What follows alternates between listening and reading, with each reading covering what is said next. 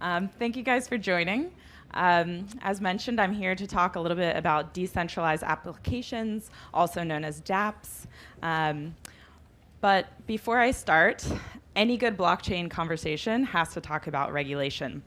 So this is actually a disclaimer because Blockstack has a public offering with the SEC in the United States. What this is actually the first time, if qualified, that a project would get approval by the SEC to do a token offering. So this is a really big deal for us, but I have to show this disclaimer before I talk about Blockstack, which is always super fun. So this is too small to read, but the things to note is that we do have a public offering. This is not that public offering. And the second thing is I may make forward-looking statements, so I may say things that may never come true. So way to start a blockchain conversation by saying some things may not happen. But now that these things are out of the way, let me give you a little bit of an introduction. So I've been in this space since 2013. I started off at Union Square Ventures. We invested in Coinbase in 2013, back when it was called Bitcoin Tech.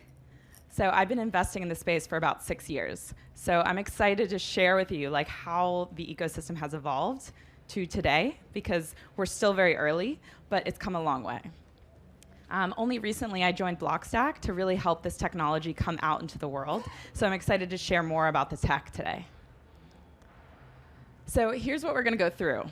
Why we're entering this phase. You guys are all here. You've heard wonderful stories about Web 3.0, different technologies, but why now?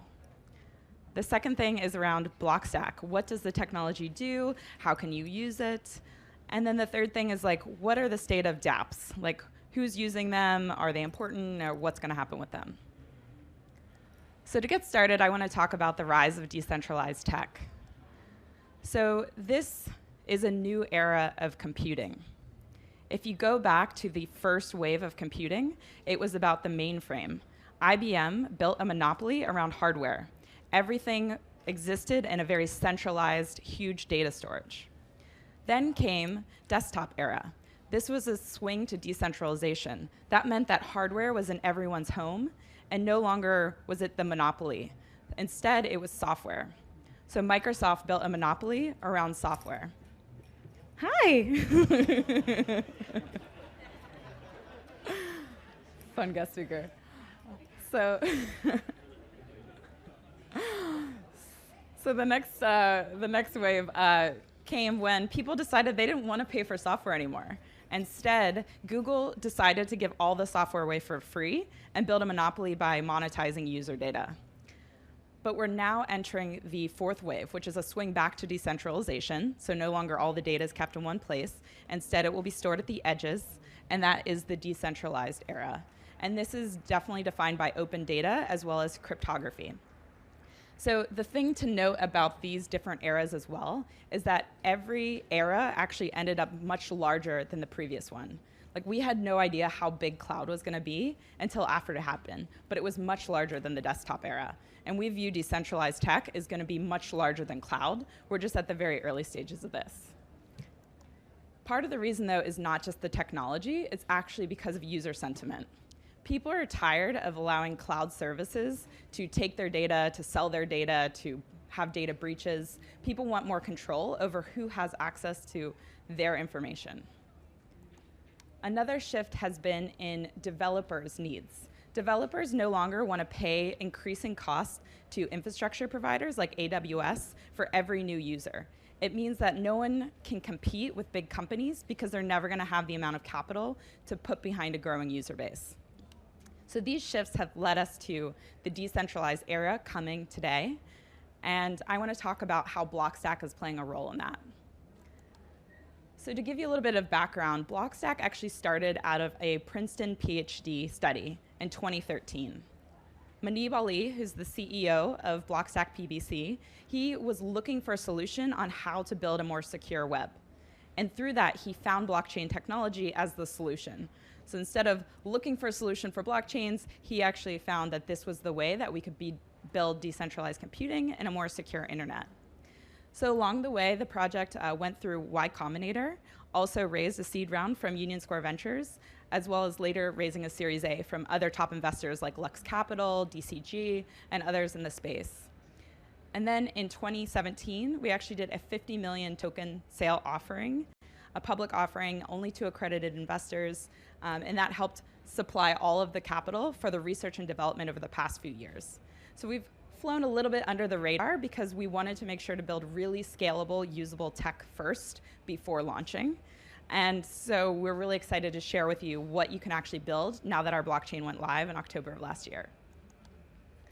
So this is a little snapshot of our team. It's very computer science heavy. We're very into research. Our board as well is very focused on the technical side of it. So you can think of us as the geeks who make it really easy to build on blockchain because we're doing the heavy lifting.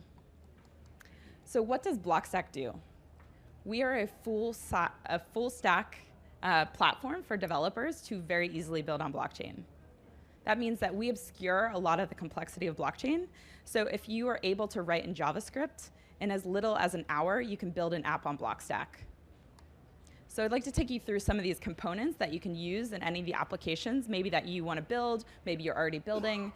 So these are components. So if you are already building with existing tech, you can integrate these, or you can use our full stack. The first is Blockstack authentication. Now, imagine a world where you don't have to remember a password for every single application you sign up for. You're not leaving data all over the internet every time you have to register your name, your email address, your address, just to use an application. Instead, Blockstack Auth allows one user ID that can log into any of the applications, and you own the data. So if you stop using an application, you can turn off their access to your data, and that's it. There's none of this unsubscribe, please remove me type thing. So what's great about this is it's GDPR compliant out of the box. The next piece that we offer is Gaia Storage. So some projects are focused on rebuilding decentralized storage from the ground up. Our philosophy is build on existing cloud infrastructure, but give the benefits of decentralized tech. So with this, it means if you have a Google Drive, if you have Dropbox, any of these services, you can put your private data locker inside of those.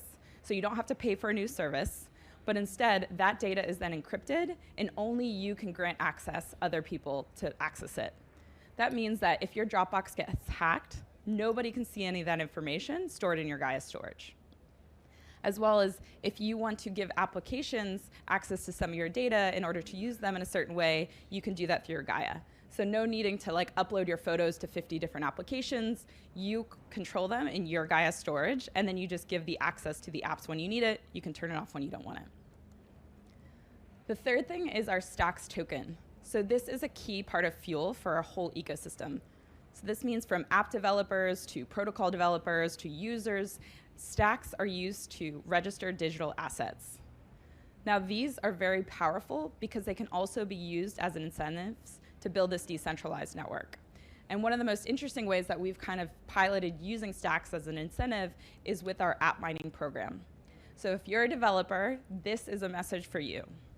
So our app mining program actually rewards the best applications built on Blockstack. So every month, there's independent reviewers who actually go through and rate the top apps, and they can earn a payout by being a top-rated app. Right now, we have $100,000 flowing through this program, and our plan, according to our SEC filing, is to one day take it up to $1 million a month. So if you're building a quality app that's bringing more people to use Blockstack, you actually get rewarded. This is very similar to how in Bitcoin, miners get rewarded for supporting the network and securing the network. We reward the developers for coming in and helping build a better ecosystem. So what does this mean in terms of dApps in the ecosystem? So going back to the history lessons, we always see that better infrastructure leads to better applications. Web3 is no different. Blockstack is an infrastructure play, and we make it really easy for new applications to be built that could never be built before. So in 2018, we've seen a lot of dApps already go to market. How many of you have used a dApp sometime in the past year? Anyone? Okay, a few of you. Some people have used, maybe you've used a game, maybe you've used gambling, maybe you lost a bunch of money in FOMO 3D. But these things are only enabled by smart contracts. And most technology that exists today only allows you to build a smart contract. Now that's great, but it's actually only a limited scope of what Web3 applications are. Not every application has to be based on smart contracts. Instead, the tools that we provide allow you to build an application without ever needing a smart contract in your app. So the way that we designed this was very key to enable actual applications that people can use at scale. And so some of the things are, one, not everything needs to be a smart contract-based app.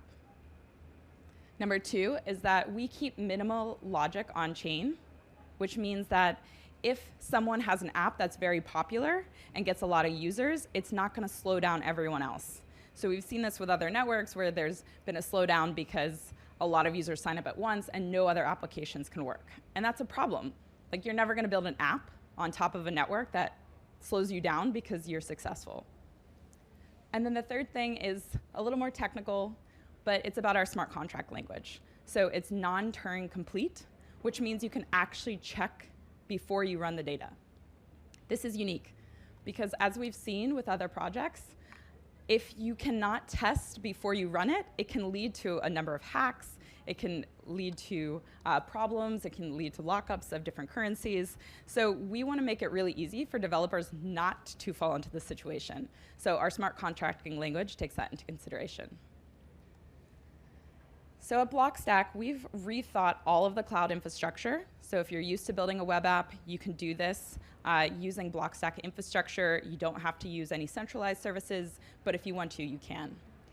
And as a result of that, we've actually seen developers reimagine what cloud could look like in the decentralized world. So that's everything from competitors to messenger apps, to Google Docs, to password managers. I will take you through some of the examples of what people are thinking about, but we really think that this is just the beginning. So to date, since our October blockchain launch, we've had 120 applications built on top of Blockstack. These are all independent apps. These people have decided to do this. This is not sort of a dev shop building these. These are all real icons for real products that you can use and test out today. So one of the popular apps from early days is a competitor to Google Docs. So imagine if you could have all of the benefits of Google Docs, sharing, scaling, storage, but there's no Google. No Google reading your data, potentially compromising it, blocking you when you go to certain jurisdictions. Instead, it's decentralized, but you get the same user benefits. Another one is BitPatron. So how many of you have heard of Patreon? Okay, so Patreon is a platform which allows you to support independent creators. There was actually some issues last year where a lot of the payment providers wanted to censor who could get funding or not. That meant that if you weren't liked by the payment provider, you could no longer use the platform. You lost all of your fans. So BitPatron is a censorship resistance platform similar to Patreon. A third one is a DocuSign competitor. So when you get a DocuSign document, you're signing something very important. It's a contract. If you forward that email to someone else, they can sign on your behalf. It's one click, you type in your name, there's no actual physical signature. And so with DocuSign, it actually allows you to use your cryptographic key to make sure that it is really you who's signing that contract. Especially as we think of more things getting digitized, this is like a very small tweak, but it's very important to think about the validity of how you build trust online. And then this is one that's a little bit more recent. So this is kind of like, instead of just replicating cloud, they're kind of taking it one step further. So Dmail is thinking about, what if email existed without STMP? What if your data was encrypted end-to-end from the beginning with no central authority in the middle, and you could send messages directly to an ID? So I'm Brittany.id. By using my Blockstack ID, I log into Dmail, and anyone can send me a message. I can control it. I could potentially charge people for sending me messages if I want. There's a lot of new ways that we can think about email just by using these tools. And since the data will always live with me, if there's a competitor that comes up, I bring all of my data with me. I don't have to port anything over. I don't get locked in. So these are all advantages that we think are just the beginning of how people can use this technology. Now, I encourage you all to check out like the over 120 apps that are actually built in this way. It's very simple. You sign up. If you sign up for one, it makes it easy to sign up for all of them. App.co, it will show you the ranking, so how these apps are rated by these independent reviewers, how good they are. Or if you're curious about building a decentralized app, if you know JavaScript, it can take less than an hour. So no need to learn Solidity or other complex languages. You can actually start building today. We'd also love to have you join any of our events in our community. We have a global community now. And we're really excited to welcome new developers, not just crypto developers, but any type of developer or web developer. We've found that those are the people who are most excited about what we're building and have been building a lot of these apps. And if you want to learn more, we've also had the fun of getting to contribute to a lot of different ways to educate people about this technology. One of which is that we actually have screen credits in Silicon Valley television show. Have you guys seen it? So yeah, one of the baselines was around a decentralized internet. And so they contacted Manib and Ryan to get facts on how this could potentially be built. Some of the things that the computer scientists are way more excited about are, this is also taught at MIT as a labs course about decentralized tech, featured in a computer networks book, and included in Life After Google, which is a book by George Gilder. He wrote a book called Life After TV, which Steve Jobs gave to all of his executives, which predicted the internet. So we're very excited to get the message out about Blockstack, and we hope that you'll be able to check out our apps or to start building with us. So thank you guys for having me.